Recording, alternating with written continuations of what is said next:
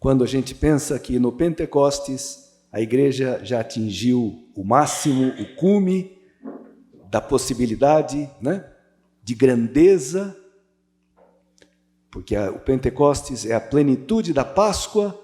A igreja nos presenteia com essa festa, essa solenidade, é mais do que festa, da Santíssima Trindade. Aí sim que é o máximo. Porque o Catecismo da Igreja Católica, esse tesouro que nos presenteou, foi um desejo do Papa São João Paulo II, que encarregou o seu braço direito, o então cardeal Joseph Ratzinger, que depois foi o Papa, de organizar e elaborar esse catecismo. E nós temos esse tesouro. E hoje, irmãos, junto com a Bíblia, temos que ter o catecismo e lê-lo, e escrutá-lo, e nos alimentar desse resumo maravilhoso da fé da igreja, do culto da igreja, da moral da igreja e da oração da igreja. São as 4 partes do catecismo. Tá bom. O que o catecismo diz no número 234? O mistério da Santíssima Trindade é o mistério central da fé e da vida cristã. É o mistério de Deus em si mesmo. Portanto, é a fonte de todos os outros mistérios da fé. É a luz que os ilumina. É o ensinamento mais fundamental e essencial da hierarquia das verdades da fé. Santíssima Trindade. Então, hoje a gente celebra essa festa desse Deus que é Pai, que é Filho, que é Espírito Santo. Quando se pensa na Trindade, logo aparece o aspecto do mistério. São 3 em 1, um só Deus em 3 pessoas. Como é que é esse negócio? A gente lembra daquela historinha famosa de Santo Agostinho, né? Santo Agostinho foi um dos escritores cristãos que mais meditou, mais pensou, mais escreveu sobre a Santíssima Trindade. E diz que um dia, diz a tradição, ele estava na praia pensando sobre esse mistério de Deus. Um só Deus em 3 pessoas, como é possível? E ele teria visto um menininho na praia que cavou um buraquinho, ia no mar com uma concha, pegava a água do mar e colocava no buraquinho. Voltava no mar, enchia a concha e colocava. E ele chegou: menino, o que você está querendo fazer? Estou vendo que faz tempo que você está jogando água do mar. Eu estou querendo colocar o mar dentro desse buraquinho. Ele falou: mas você não vê que o mar é infinito? E é impossível caber nesse buraquinho que você fez. Ele falou: bom, é mais fácil colocar o mar aqui dentro do que colocar o mistério da Santíssima Trindade na tua cabeça. Tá bom, irmãos, mas isso para dizer que nós nunca vamos entender racionalmente esse mistério, mas nem precisamos. Hoje a liturgia nos apresenta a Santíssima Trindade como um mistério de amor. Amor que se comunica. O amor do Pai que dá tudo para o Filho. O amor do Filho que responde a esse amor do Pai, entregando-se totalmente. Meu alimento é fazer a vontade daquele que me enviou e completar a sua obra.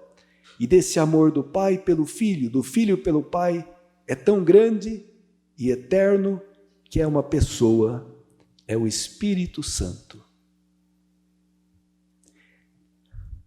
Irmãos, esse mistério da santidade foi revelado por Jesus. Sem o Novo Testamento, nós não entenderíamos. No Antigo Testamento tem prefigurações, mas o mistério, com toda a concreteza, com toda a clareza, foi revelado por Jesus. Na oração sacerdotal, quando ele diz: eu e o Pai somos um. Pai, que eu esteja neles e tu em mim, para que o mundo creia que tu me enviaste. Que o amor com que me amaste esteja neles e eu neles. Sabe qual é esse amor com que o Pai amou o Filho? É o Espírito Santo. E é o Espírito Santo que nos une na Santíssima Trindade. É com o Espírito Santo que você pode chamar Deus de Abá, papai, paizinho. E é com o Espírito Santo que você reconhece que Jesus, esse Jesus de Nazaré, é o Senhor, é o Filho de Deus. Sem o Espírito Santo, ninguém pode dizer Jesus é o Senhor. Então, vamos ver esse mistério de amor revelado rapidamente nessas 3 leituras. A primeira é um trecho importantíssimo do Antigo Testamento, onde Deus revela o seu nome a Moisés, numa circunstância muito particular e delicada. Vocês sabem que Moisés deixou o povo e subiu no Monte Sinai, passou 40 dias jejuando e recebeu as tábuas da lei. Quando ele desceu, ele viu um barulho de festa, de cantos. O povo tinha feito um bezerro de ouro. Queriam um Deus que eles pudessem apalpar. Queriam um Deus que eles pudessem conduzir. É muito duro ser conduzido por Deus. Seguir o ritmo que Deus quer colocar na minha vida. O homem sempre tem a tentação de querer conduzir a Deus, manipular. Pois bem, Moisés ficou tão indignado porque tudo que Deus fez e o povo respondeu com esse pecado gravíssimo e Moisés quebra as tábuas da lei. E tem umas consequências gravíssimas ali. Mas tá bom, mas quando Deus ameaça de desistir do povo, Moisés intercede e Deus manda que ele suba de novo com 2 tábuas de pedra e de novo ele vai receber a Torá e os 10 mandamentos. E Moisés pede: Senhor, me mostra a tua glória. Me mostra, eu quero conhecer o Senhor, me mostra quem é o Senhor. Aqui fala que Moisés proclama, mas outra tradução fala que é Deus que proclama. Senhor, Senhor, o nome sagrado, Deus misericordioso e clemente, paciente, rico em bondade e fidelidade e fiel.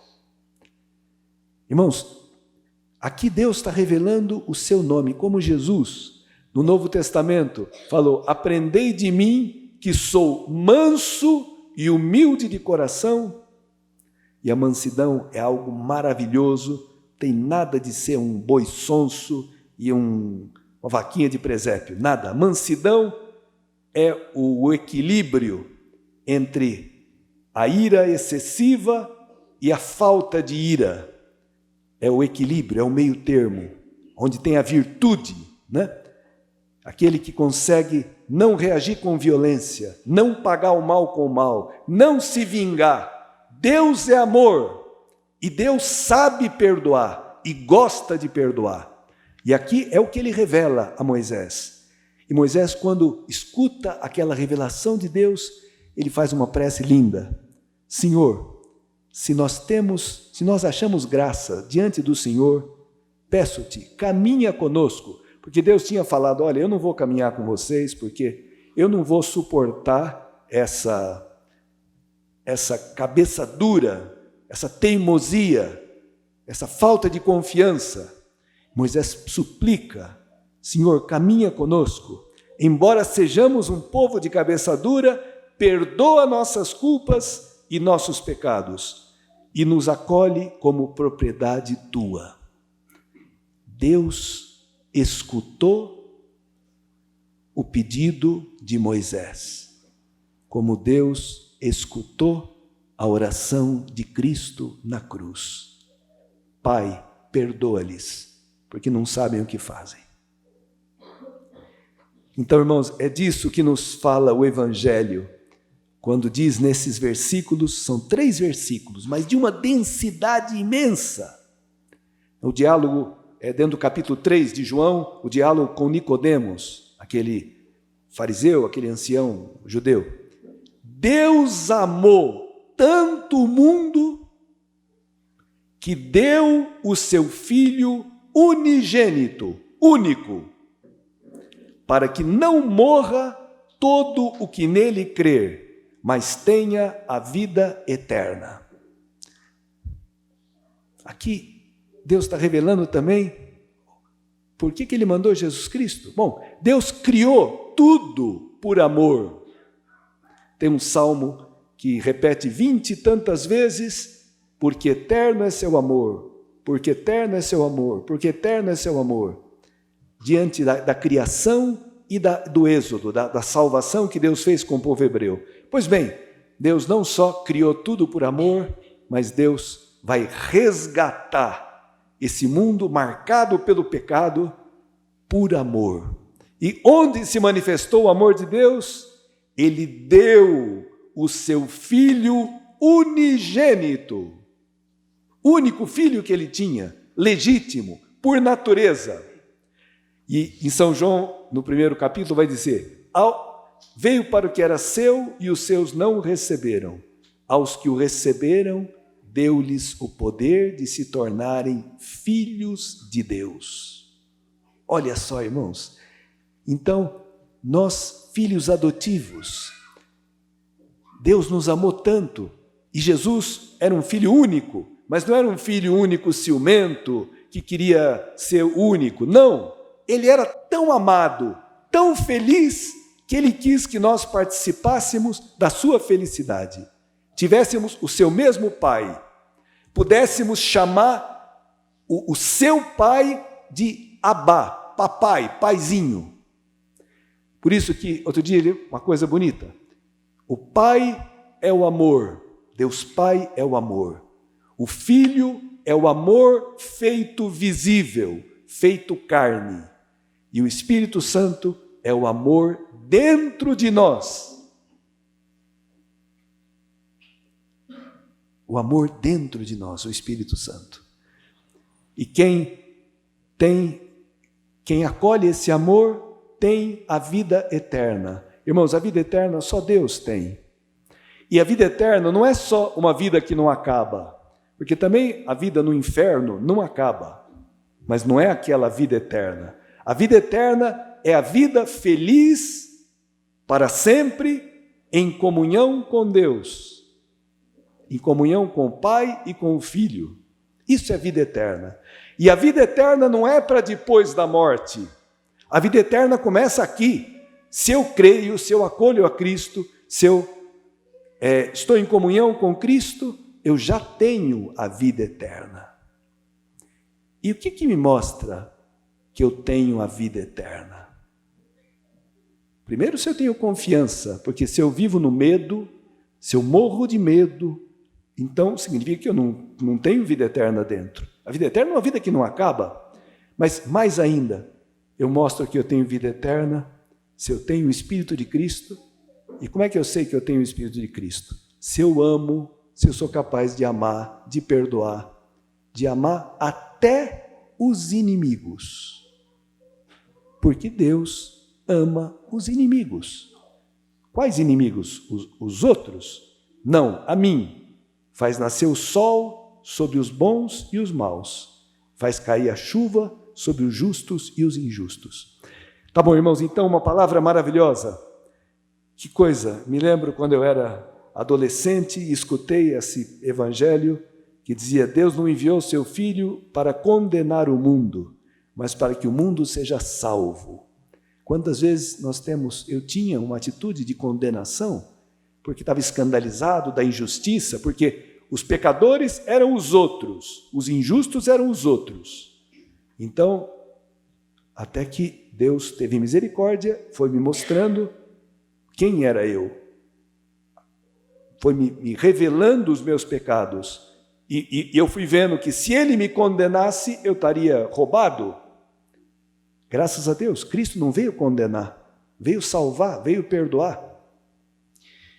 Então, irmãos, uma palavra maravilhosa.